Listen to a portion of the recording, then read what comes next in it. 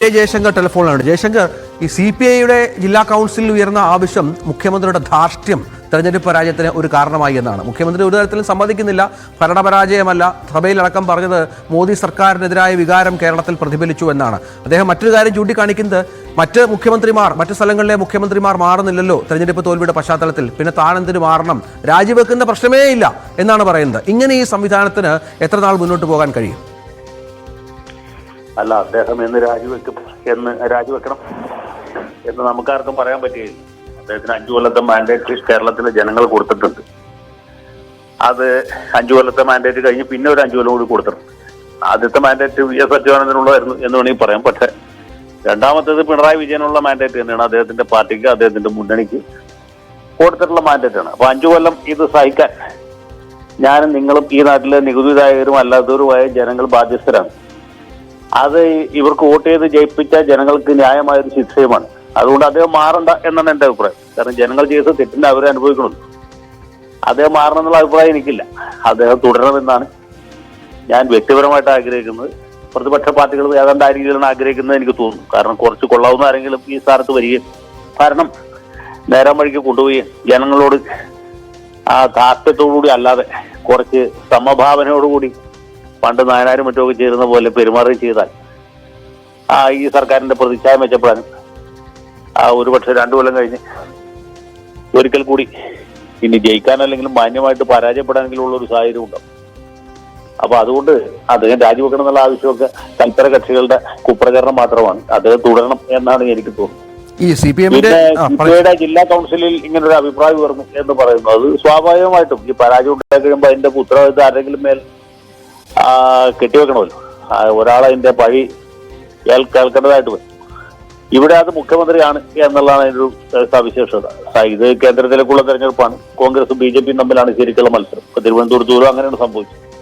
മറ്റു പല സ്ഥലങ്ങളിലും അത് തന്നെ ഉണ്ടായി.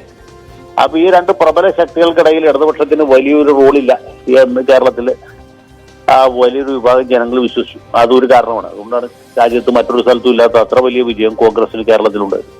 കേരളത്തിലുണ്ടായ പോലൊരു വിജയം ഇന്ത്യയിലെ 28 സംസ്ഥാനങ്ങളിൽ ഒന്നിൽ പോലും കോൺഗ്രസിന് ഉണ്ടായിട്ടില്ല. കോൺഗ്രസ് ഭരിക്കുന്ന കർണാടകത്തിലോ തെലങ്കാനയിലോ അതല്ല ഹിമാചൽ പ്രദേശിലോ ഉണ്ടായിട്ടില്ല. അതുകൊണ്ട് കേരളത്തിലാണ് ഏറ്റവും വലിയ പരാജയം ഉണ്ടായത്, ഏറ്റവും വലിയ വിജയം ഉണ്ടായത് എന്ന് പറയുമ്പോൾ അത് എങ്ങനെ ഉണ്ടായി എന്നും കൂടി അവർ പരിശോധിക്കണം.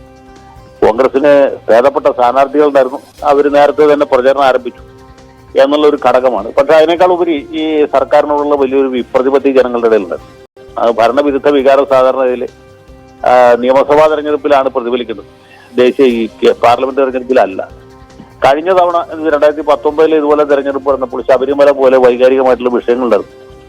പിന്നെ രാഹുൽ ഗാന്ധി വയനാട്ടിൽ മത്സരിക്കുന്നതിന്റെ വലിയൊരു ആവേശം ഉണ്ടായിരുന്നു. ന്യൂനപക്ഷ വോട്ടുകളുടെ വലിയ കേന്ദ്രീകരണം UDFന് അനുകൂലമായിട്ടുണ്ടായിരുന്നു. ഇത്തവണ ഈ പറഞ്ഞ യാതൊരു ഘടകവും ഇല്ല. അപ്പൊ സർക്കാരിന്റെ ഭരണപരാജയം അല്ലെങ്കിൽ സർക്കാരിനോട് ജനങ്ങൾക്കുള്ള വിപ്രതിപത്തിയാണ് UDFന് 18 സീറ്റും BJPക്ക് 1 സീറ്റും നേടിക്കൊടുക്കുകയും LDFന് 1 സീറ്റിൽ ഒതുക്കുകയും ചെയ്തു എന്നുള്ള കാര്യം പകൽ പോലെ വ്യക്തമാണ്. പക്ഷെ മുഖ്യമന്ത്രി അത് അംഗീകരിക്കാൻ തയ്യാറില്ല. അദ്ദേഹം ഭരണത്തിൽ കടിച്ചു തൂങ്ങാനാണ് ഉദ്ദേശിച്ചിരിക്കുന്നത്. നമുക്കൊന്നും ചെയ്യാൻ പറ്റുകയില്ല. ഞാൻ നേരത്തെ പറഞ്ഞ പോലെ വോട്ട് ചെയ്ത് ജയിപ്പിച്ച ആളുകൾ അതിന്റെ ശിക്ഷ അനുഭവിക്കണം. അപ്പൊ അത് വളരെ ന്യായമായൊരു ശിക്ഷ. ഒരു ചോദ്യം കൂടി, അതായത് ഇന്നിപ്പോൾ CPMന്റെ ഉന്നതല യോഗം ചേരുകയാണ്. പോളിറ്റ് ബ്യൂറോ മെമ്പർമാർ, കേന്ദ്ര നേതൃത്വമടക്കം യോഗത്തിലുണ്ട്. ഇങ്ങനെ ഒരു ആവശ്യം ഉയർന്നാൽ അങ്ങനെ ഒരു സാഹചര്യം ഉണ്ടാകാനുള്ള സാധ്യതയില്ല. മുഖ്യമന്ത്രി മാറണം എന്നൊരു നിലപാട് ഏതെങ്കിലും തരത്തിൽ സ്വീകരിക്കാൻ ഇടയായാൽ, സാധ്യതകൾ കുറവാണ് എങ്കിൽ പോലും എൻ്റെ ഒരു ചോദ്യമാണ്, അതിന് പകരം ആര് എന്നതും വളരെ പ്രധാനപ്പെട്ടതല്ലേ? ഇപ്പോഴത്തെ സാഹചര്യത്തിൽ അങ്ങനെ ഒരു പകരക്കാരനെ കണ്ടെത്തുക CPMന് എളുപ്പമാണോ? പകരക്കാർക്കൊന്നും ഒരു ക്ഷാമമില്ലാത്ത പാർട്ടിയാണ് CPM. എന്താ ഈ പറഞ്ഞത്? കഴിവും പ്രാപ്തിയുള്ള എത്ര ആളുകൾ നിയമസഭാംഗങ്ങളുണ്ട് തന്നെ. പക്ഷെ അവരാരെങ്കിലും ആ സ്ഥാനത്തേക്ക് പരിഗണിക്കുമോ എന്നുള്ളതാണ് ചോദ്യം. അങ്ങനെ ഒന്നും, ഇതൊക്കെ വളരെ വളരെ സാങ്കല്പികമായ ചോദ്യമാണ്. ഒരു കാരണവശാലും ഇദ്ദേഹം മാറുകയുമില്ല, മറ്റൊരാൾക്ക് അവസരം കൊടുക്കുകയുമില്ല. ഇനി മാറേണ്ട ഒരു സാഹചര്യം ഉണ്ടാകുകയാണെങ്കിൽ, അതായത് വൈദ്യശാസ്ത്രം പരാജയപ്പെടുന്ന പോലത്തെ ഒരു സാഹചര്യം ഉണ്ടാവുകയാണെങ്കിൽ തന്നെ അദ്ദേഹം മകളുടെ ഭർത്താവായിരിക്കുന്ന പ്രഗത്ഭനായ മരാമത്ത് മന്ത്രിക്ക് ഒരു അവസരം കൊടുക്കാനായിരിക്കും താല്പര്യപ്പെടുക. നന്ദി അഡ്വക്കേറ്റ് ജയശങ്കർ, ഈ വിഷയത്തിൽ താങ്കളുടെ പ്രതികരണത്തിന്.